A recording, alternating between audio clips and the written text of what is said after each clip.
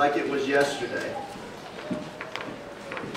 Today, I'm a preacher and a teacher and a leader in God's church. But when the two strangers came to our town, I was just a small boy in Lystra, about 13 miles from Derby, about 13 miles from Iconium, in Lyconia. I grew up there. And when these two strangers came to town, they brought a strange message that attracted the attention of many people. I saw them come in, you know. I was out playing on the street with some of my buddies, and I saw these guys come into town. And they didn't speak our language.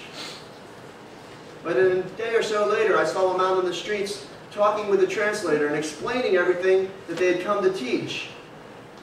And then the thing happened that really caught my attention. You see, in our town, there was a guy who couldn't walk. And I'd see him every day out on the streets, sitting there with his change cup, begging for money. And every day he was out there. Every day as long as I was alive. And since before I was alive, my mother told me later that he was born that way. But this stranger, one of these two strangers, looked at this guy, said something in the foreign language, and this guy jumped up. His legs were healed, and he could walk. And this was incredible. And the people in the town thought this was incredible. In fact, they thought it was so incredible that they believed that these two men were gods in the flesh. That the gods from Mount Olympia had come down. Zeus and Hermes had come. Now, something you may not know about my hometown is there's a legend about my hometown that a long time ago, long before I was born, that Zeus and Hermes came to our town, and the townspeople didn't recognize them, except for two people, Philemon and Bacchus. And these two people, husband and wife, welcomed Zeus and Hermes into their house and were hospitable to them and fed them and took care of them. But everybody else in the town ignored them. And so the gods in their fury sent a huge flood to wipe out the citizens of the town, except for the couple who had cared for them. And they blessed this couple with many gifts and divine blessings.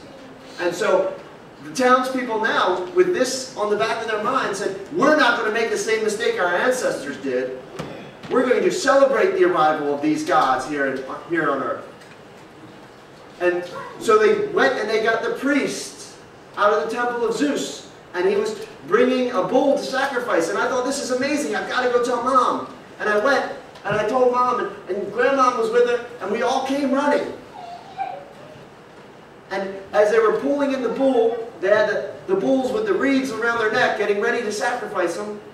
And these guys are very confused because they didn't know what was happening. They didn't understand our language, and they just saw all this commotion happening around them, and everybody was excited, and they didn't know what was happening. But finally, somebody explained to them and translated into their language. And when they realized what the townspeople thought, they tore their clothes. They tore their clothes because in their culture, when somebody does something against their God, it's a requirement that they tear their clothes. They were tearing their clothes in anguish. They were so disturbed at being called gods themselves that they were tearing their clothes to show their remorse for the offense that had been given to their God. And they said, we are not gods.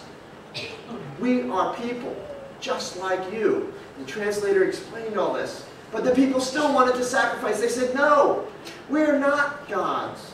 In fact, the gods that you're talking about, they're not even real. And at this, the people started to kind of quiet down.